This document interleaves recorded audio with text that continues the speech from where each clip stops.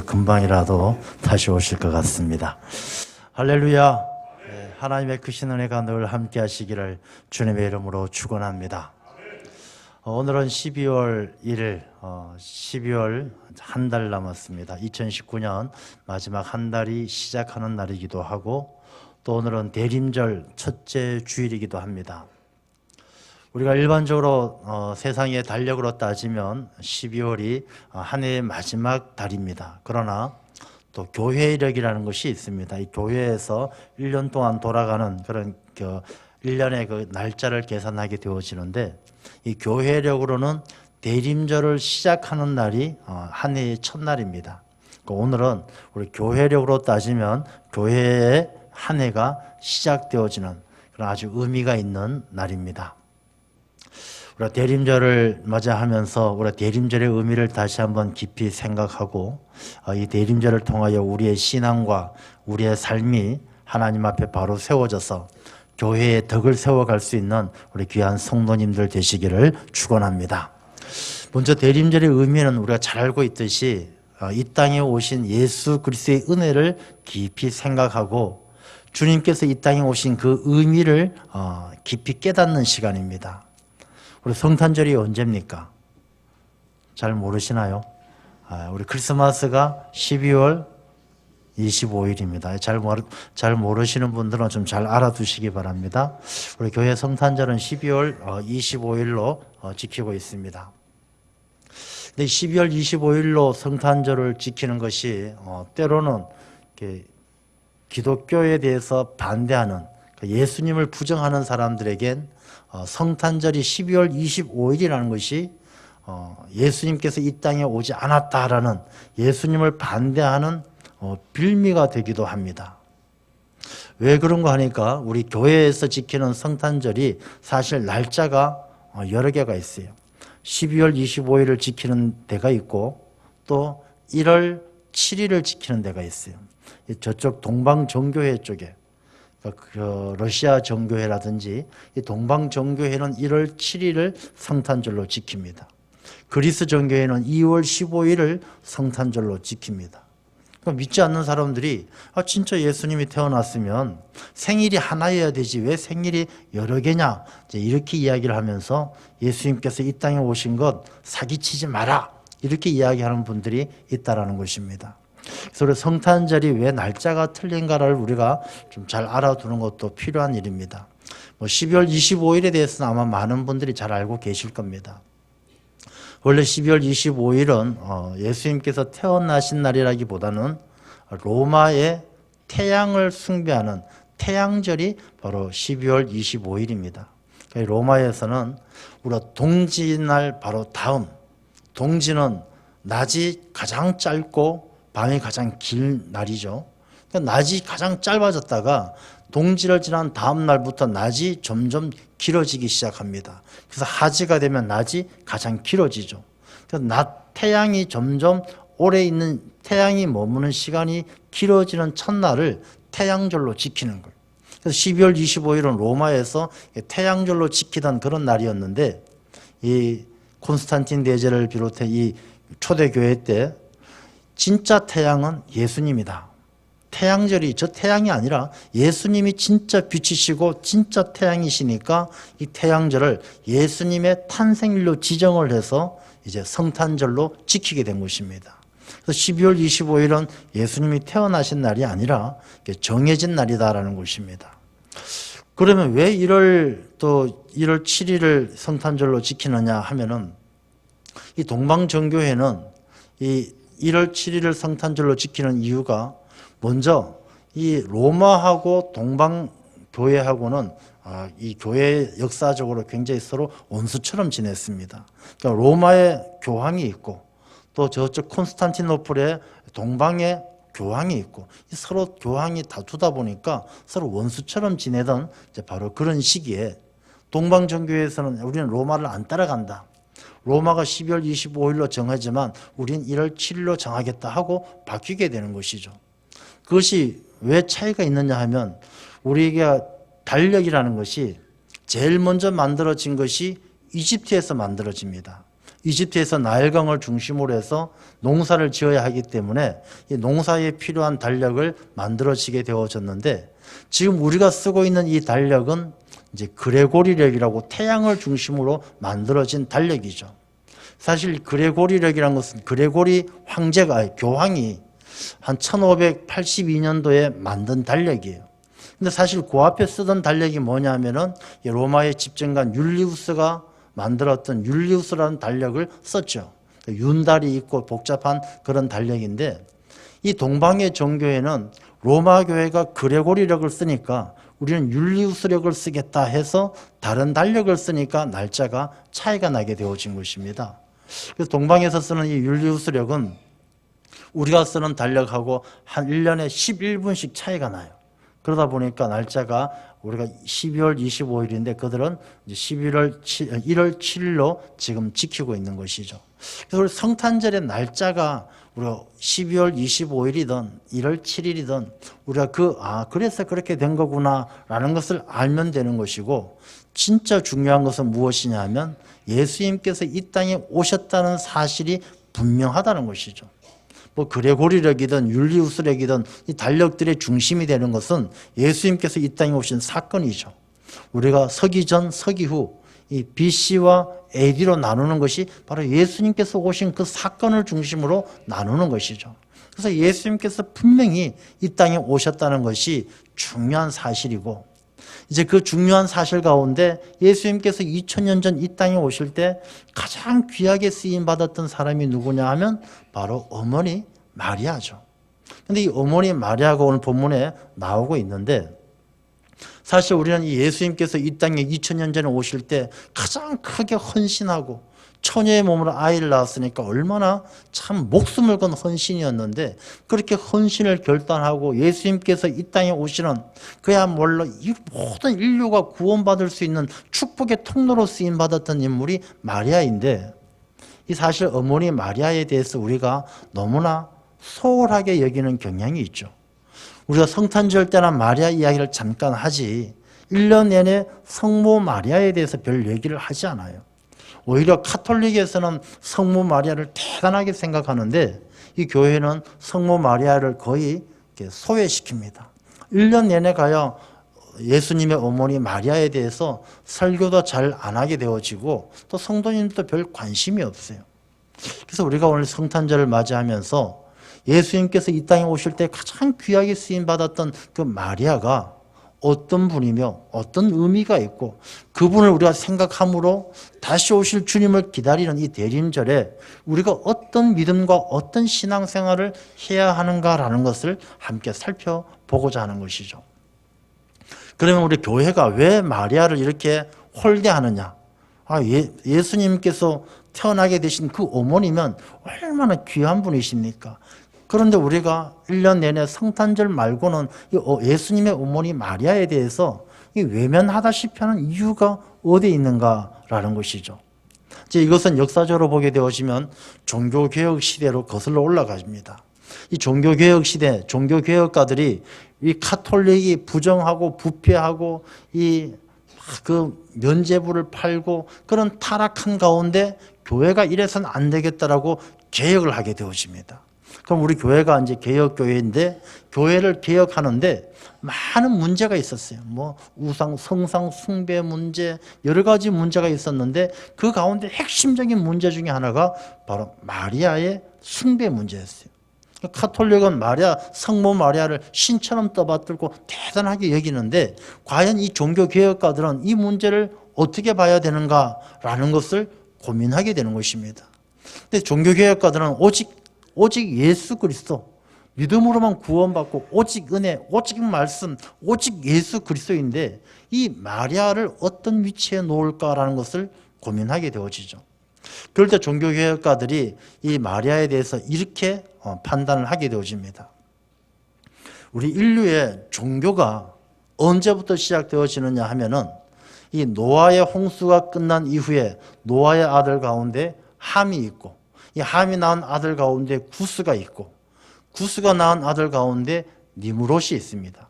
그러니까 노아의 한 이제 고조 손자쯤 되는 이게 고손자쯤 되는 좀 인물이 니무롯인데, 이 성경 말씀을 보게 되어지면 니무롯을 어떻게 평가하느냐 하면 이 시날 지역의 왕인데 굉장히 강하고 힘이 세서 하나님 앞에 특이한 사냥꾼, 굉장히 힘이 센 사냥꾼이었다, 이렇게 평가를 받는 사람이 바로 니무롯이에요. 그러니까 니무롯은 이 세상의 사람들의 아들들, 세상의 사람들에게 왕으로 추앙받고 최고의 권력을 가진 사람이 바로 니무롯이었어요. 근데 이 니무롯이 아내가 있었는데, 이 아내가 누구냐면 세미라미스라는 여자예요. 이 세미라미스라는 여자가 있었는데, 이 니무롯이 그만 이제 죽게 되어지죠. 니무롯이 죽게 되어지니까 그 모든 권력을 장악한 사람이 바로 아내 세미라미스예요. 이 세미라미스가 권력을 장악하고 이 자기가 아들을 낳아요. 이 남편이 죽은 유복자 아들을 낳게 되어지는데, 그 아들을 남무스라고 이름을 짓습니다. 근데 이 니무롯이 죽고 나서 세미라미스라는 이 아내가 권력을 잡고 무엇을 했느냐 하면, 죽은 시신 니무롯을 잘라가지고 토막을 내서 자기가 다스리는 지역으로 보내면서 그 시신을 섬기도록, 이 시신의 일부가 태양을 다스리는 이 태양신의 일부라고 인식을 시키고 그 니무롯의 일부를 섬기도록 하는 그런 종교를 만들어내는 것이죠. 그래서 니무롯을 태양신이라고 숭배를 하게 만들어요.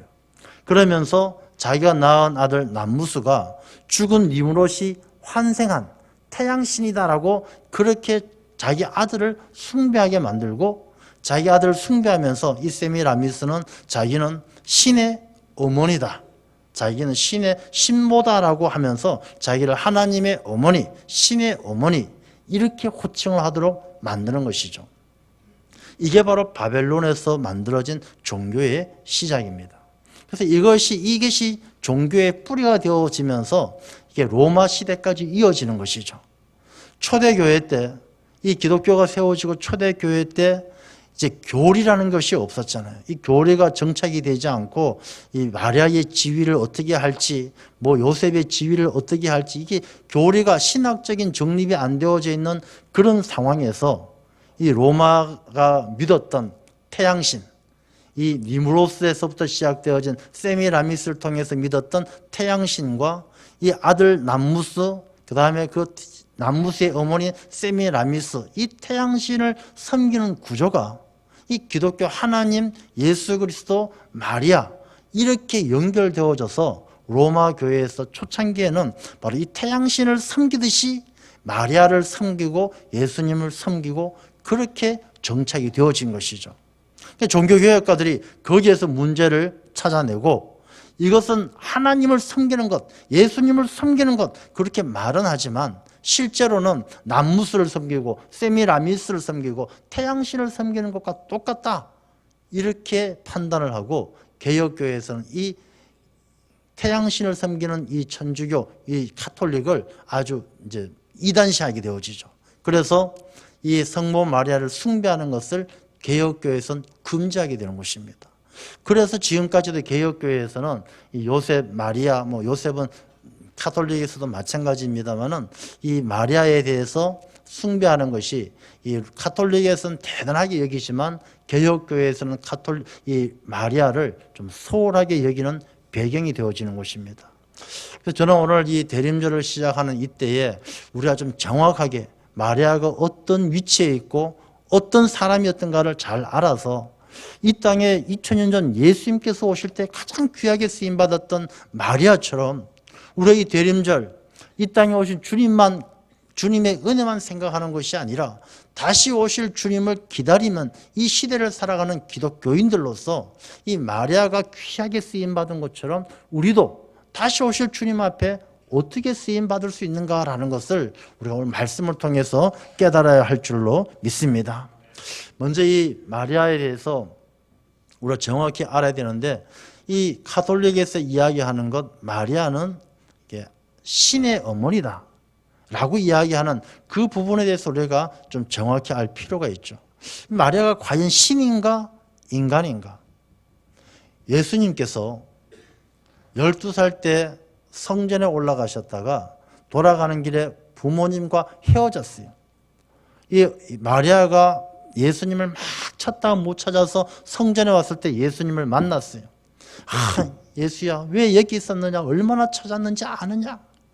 예수님이 뭐라고 이야기하십니까? 어머니, 내가 내 아버지의 집에 있어야 할 것을 알지 못하십니까? 그렇게 말씀을 하셔요. 여기에서 우리가 알 수 있는 것은 예수님은 이 마리아와 다른 존재라는 것이죠. 마리아는 성전을 떠나서 예수님을 찾아 세상을 헤매는 존재이지만 예수님은 아버지의 집 성전 가운데 거하시는 하나님이다라는 거예요. 그래서 예수님은 하나님이시지만 마리아는 그렇지 않다는 것이죠. 이 마리아가 나중에 예수님께서 십자가에 못 박혀 돌아가실 때 예수님이 뭐라고 이야기하십니까?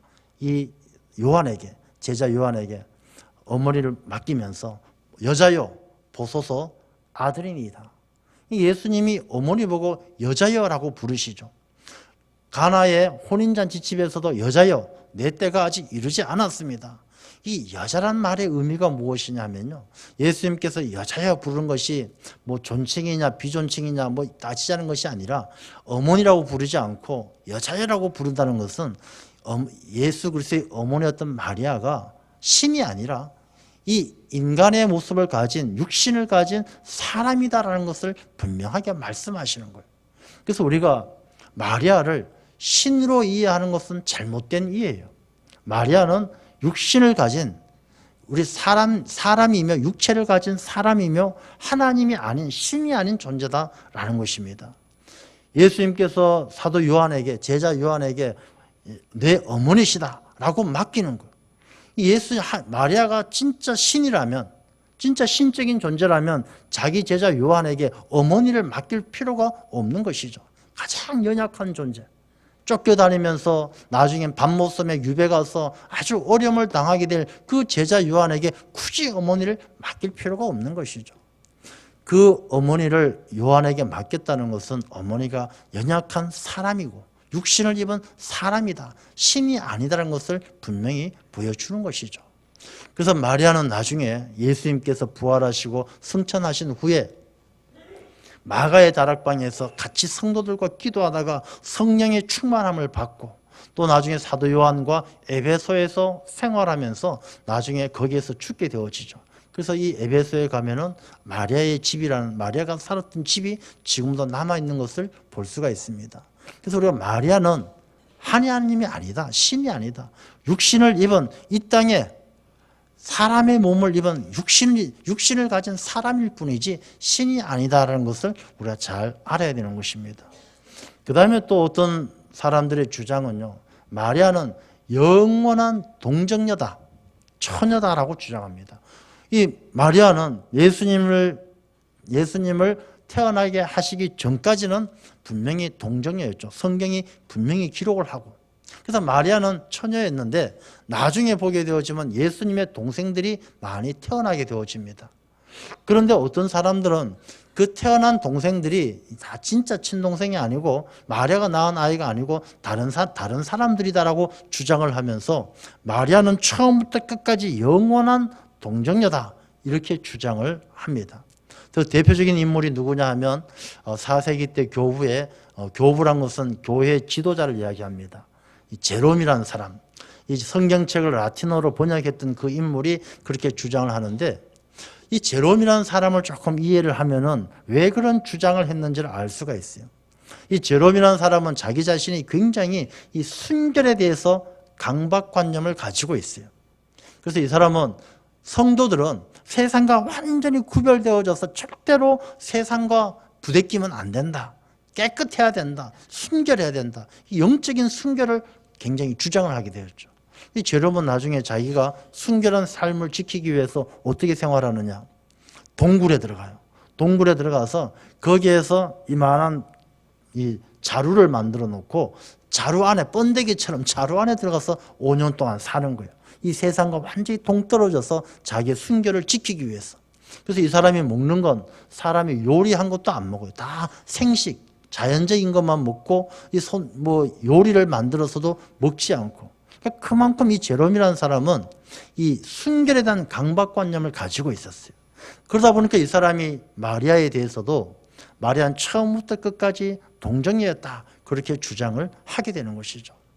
근데 성경 말씀은 마가복음 3장을 보면 예수님께서 병자들을 고치셔요. 막 병자 고치시고 귀신 쫓아내시고, 그럴 때 사람들이 와서 뭐라고 이야기하냐면, 야, 저 사람 귀신의 왕이 씌었다. 완전히 귀신 왕이 씌어가지고 조그만 새끼 귀신들 쫓아낸다. 막 이렇게 험담을 하고 모함을 하죠. 이 이야기가 어머니 마리아와 그 집에 전해졌어요. 그러니까 마리아와 그 친족들이 큰일 났다. 저 예수란 사람이, 예수란 아이가 우리 집안 망신 다 시키고 잘못하다가 쟤 때문에 집안 망하겠다. 대책회의를 세워요. 그래서 어머니와 예수님의 동생들이 쫓아와서 예수님을 찾죠. 그래서 마가복음 3장에 보게 되어지면 어머니 마리아와 그 동생들이 와서 밖에서 예수를 부르니, 예수를 밖으로 막 부르니 이렇게 나오죠. 사람들이 어머니와 형제들이 왔다. 그렇게 이야기하는 장면이 기록되어져 있어요. 성경 말씀을 통해서 보게 되어지면 예수 그리스도의 어머니 마리아는 영원한 동정녀가 아니라 예수님이 태어나신 이후에 동생들을 출산하게 되어지는 그런 인간의 삶을 살아가는 것이죠. 평범한 삶을 살아가는 거예요. 그래서 뒤에 나오는 예루살렘 교회의 지도자였던 야고보가 바로 예수님의 동생이잖아요. 주의 동생 야고보. 이 예루살렘 교회에서 베드로가 핍박을 피해서 로마로 가고 다 떠난 다음에 이 예루살렘 교회를 끝까지 지켰던 인물이 베드로와 요한과 더불어 교회의 기둥이라고 인정받았던 그 야고보가 바로 예수님의 동생이죠. 그래서 마리아가 영원한 동정녀였다라는 것은 우리가 옳지 않은 이야기고, 예수 그리스도를 출산한 이후에 또 하나님의 사랑과 은혜 가운데 믿음 생활하면서 평범한 일상의 삶을 살았던 육신을 입은 사람이었다라는 것을 성경 말씀이 보여주시는 거예요. 그리고 어떤 또 주장은 마리아에 대해서 그런 주장을 합니다.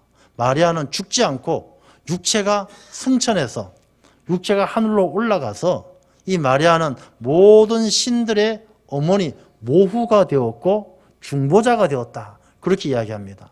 그래서 카톨릭에서는 왜 마리아 앞에 가서 기도하느냐? 마리아는 신들의 어머니고 중보자가 되기 때문에 그렇게 기도한다는 것이죠. 그래서 어머니한테 잘 부탁하면 어머니가 이 아들한테 한마디 하면은 예수님께서 들어주지 않을 수가 없다는 것이죠. 그러니까 이 모후라는 것은 어머니가 되었다는 것이죠.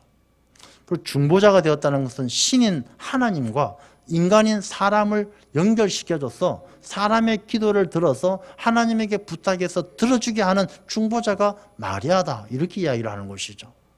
이것은 극히 잘못된 이야기죠. 성경 말씀을 통해서도 보게 되어지면 이 중보는 하나님과 사람의 중간, 이 중보가 되기 위해서는 하나님이시기도 하고 사람이기도 한 참신이며 참 인간이신 예수 그리스도밖에 중보자가 될 수 없다는 것을 말씀은 분명히 하고 있습니다.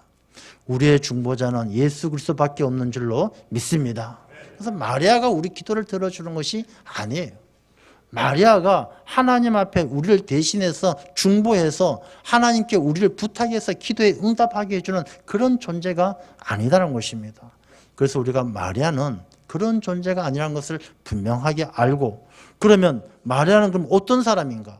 마리아는 어떤 존재이기에 이렇게 성경 속에서 예수 그리스도의 어머니로 쓰임 받았던가라는 것을 우리가 알아야 되는 것이죠. 그럼 예수 그리스도의 어머니인 마리아를 정확하게 보기 위해서는 먼저 28절 말씀을 보게 되시면요, 가브리엘 천사가 와서 말하기를 은혜를 받은 자여 평안할지어다 이렇게 이야기합니다. 그리고 30절 말씀에도 무서워하지 말라 너가 하나님께 은혜를 입었느니라 이렇게 이야기합니다. 그럼 마리아는 어떤 사람이었느냐? 첫 번째, 은혜를 입은 사람이에요. 이 말씀은 어떤 의미냐? 마리아가 특별한 사람이 아니란 것입니다. 마리아는 결혼을 앞두고 있는 처녀였고, 결혼하고 나서 예수님을 태어나게 한 이후에 예수님의 동생도 출산하면서 살다가 에베소에서 죽어간 그런 평범한 우리와 똑같은 성정을 가진 그런 사람이었지만 하나님의 은혜를 입었다는 것이죠. 여러분, 은혜가 무엇입니까? 은혜는 자격이 없는 사람에게 하나님께서 베풀어 주시는 것이 은혜예요.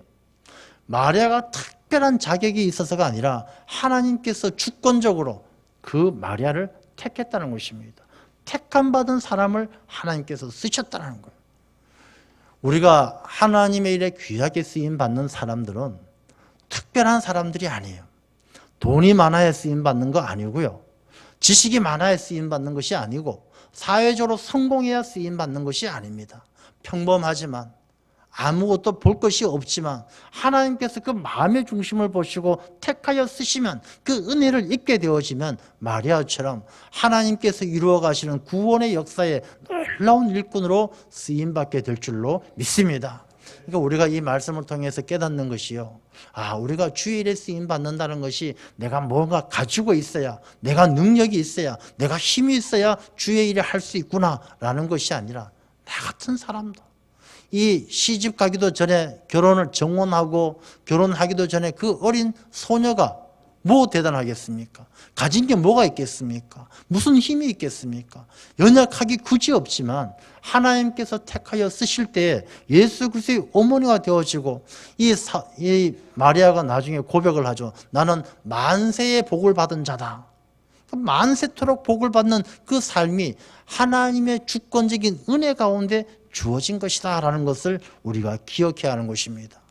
그래서 우리가 주님께서 다시 오실 날을 기다린 이때에 내가 무슨 일을 할 수 있어? 내가 뭐 귀하게 쓰임받을 수 있겠어? 나같이 나이도 많고 힘도 없고 가진 것도 없고 아니란 것입니다. 우리가 하나님의 은혜를 사모하고 주여 주의 일에 쓰임받는 하나님의 일꾼 되게 해 주시옵소서. 은혜를 사모할 때 하나님의 은혜가 임하게 되면 우리의 삶을 하나님께서 존귀하게 사용하실 줄로 믿습니다. 그래서 먼저 은혜를 받은 사람이었다라는 것이죠. 그 다음에 이 마리아를 우리가 알 수 있는 것이 나사렛이란 동네에서 태어났다는 것이죠. 나사렛. 이 나사렛은 나중에 보게 되어지만 나사렛에서 뭐 선한 것이 나오겠느냐 이렇게 이야기 들을 만큼 나사렛은 아주 천대받던 곳이에요. 시골 구석이고 아주 사람들 수준이 낮고 별 볼 일 없는 그런 곳이에요. 이곳은 그 당시에 교통의 요지였어요. 이 교통의 요지여서 온갖 잡다한 사람들 다 모여들어가지고 그야말로 타락한 곳이에요. 영적으로 타락했고 윤리적으로 타락했고 나사렛이 좋은 얘기 들을 수 있는 그런 동네가 아니에요. 시골 구석에 있는데 온갖 잡다한 사람들 다 모여가지고 타락하고 그냥 아주 지저분한 도시예요. 그래서 나사렛에서 무슨 선한 것이 나오겠느냐 그런 이야기를 듣는 곳에서 살았던 사람이 바로 이 마리아예요. 근데 이 마리아가 그런 곳에서 살았는데 그런 곳에서 살면서도 처녀의 몸, 동정이었다는 것입니다. 우리가 여기서 알 수 있는 것이 무엇이냐면 마리아가 그 마음의 중심에 하나님이 있었다는 것이죠. 우리가 보통 타락한 도시, 그런 이 번쩍번쩍거리고 세상에 유혹이 많은 곳에 가게 되어지면 이 마음의 중심을 잡지 못하면 사람들이 타락하게 되어지는 것이죠. 그러나 이 마리아는 그 가운데에서도 늘 하나님 중심으로 말씀을 붙들고 살았던 모습을 오늘 본문에서도 가르쳐 주죠. 이 마리아는 그 가운데 자기 자신의 삶의 중심이 하나님에 있었고 그 세상에 많은 유혹이 있었지만 자기를 더럽히지 않는 바로 그런 사람이었어요. 우리가 성경 말씀에도 하나님께서 쓰시는 사람이 어떤 사람입니까? 금그릇을 쓰십니까? 은그릇을 쓰십니까? 깨끗한 그릇을 쓰십니까? 우리가 깨끗한 그릇을 쓰신다라고 말씀을 하고 있는 것을 보게 됩니다.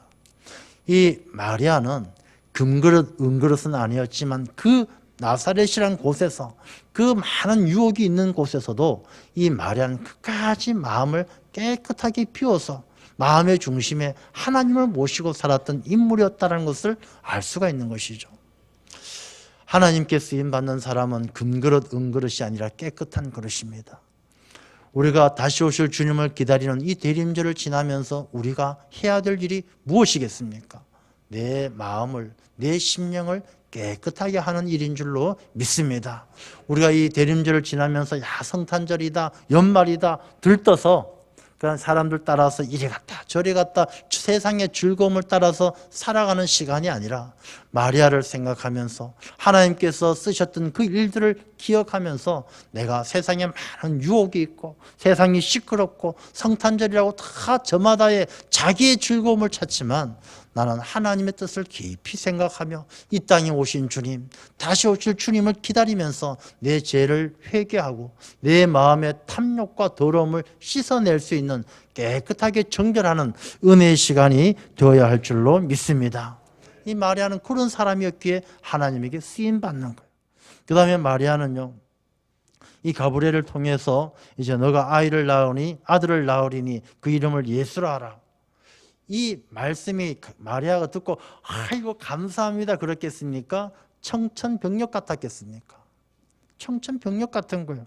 그래서 29절에도 보게 되어지면 처녀가 그 말을 듣고 놀라 이런 인사가 어찌함인가? 도대체 어찌 된 일인가? 이게 뭔 소리야? 이게 무슨 자다가 봉창 두드리는 소리야? 이게 이해가 안 되는 이야기죠. 34절에도 보게 되어지면 나는 남자를 알지 못하니 어찌 일이 있으리까? 어떻게 이런 일이 있을 수 있습니까? 무엇이 중한디? 내가 잘못하면 죽게 생겼는데 이게 무슨 처녀에게 아들을 낳는다는 게 무슨 말입니까? 날벼락 같은 소리죠. 그런데 이 마리아는 그 날벼락 같은 이야기지만 그 말씀을 듣고요. 37절, 38절을 보게 되어지면 나는 주의 여종이오니 말씀대로 내게 이루어지이다. 청천벽력같이 말도 안 되는 소리지만 하나님의 말씀이시니까 그 말씀대로 내게 이루어지이다. 그렇게 신앙을 고백하는 것이죠. 우리가 연말이 되어지면 우리가 오늘 또 여러분들 강구 시간에 나가겠습니다만 2020년 봉사자를 모집합니다. 성가대, 교사, 꽃꽂이 이렇게 모집합니다. 이렇게 아마 여러분들 봉사 신청서가 밖에 준비되어져 있는데 이걸 받아보시는 분들이 어쩌면 마리아처럼 이게 무슨 청천날벼락 같은 소리야. 나보고 교사하라고? 나보고 성가대 하라고? 난 못해. 바빠. 시간 없어. 일찍 나올 수 없어. 아마 그렇게 생각하시는 분들이 혹 있을지 모르겠습니다. 잘 들어보십시오. 마리아가 그런 이야기를 처음 딱 들었을 때 핑계거리가 얼마나 많았겠습니까? 아이고 천사 가브리엘님 도대체 말씀이 되는 말씀하십시오. 내가 시집도 안 갔지요. 남자도 알지 못하지요. 내가 도대체 뭐 할 수 있다고 나보고 아들을 낳으라니까 이게 말이 되겠습니까? 잘못했다가는 율법에 의해서 돌에 맞아 죽게 생겼는데 내가 죽으면 당신 책임지겠습니까? 이 마리아 입장에선 할 말이 얼마나 많습니까? 그러나 할 말 그렇게 많고 핑계거리 그렇게 많지만 마리아는 주님의 말씀이 내게 이루어지이다 하고 순종하는 것이죠. 우리가 연말이 되면 그런 일들을 합니다. 여전도에서도 회장을 세우고 총무를 세우고 교회에서도 구역장 세우고 권찰 세우고 찬양대 교사 부탁하고 합니다.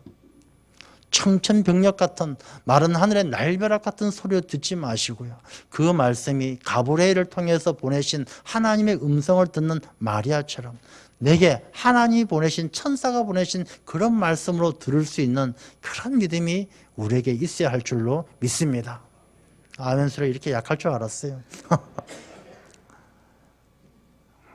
구역장 좀 해주십시오. 교사로 봉사해 주십시오. 하나님께서 내게 들려주시는 그런 음성인 줄로 들으시기 바랍니다. 조금 커졌네요. 여러분 잘 생각해 보십시오.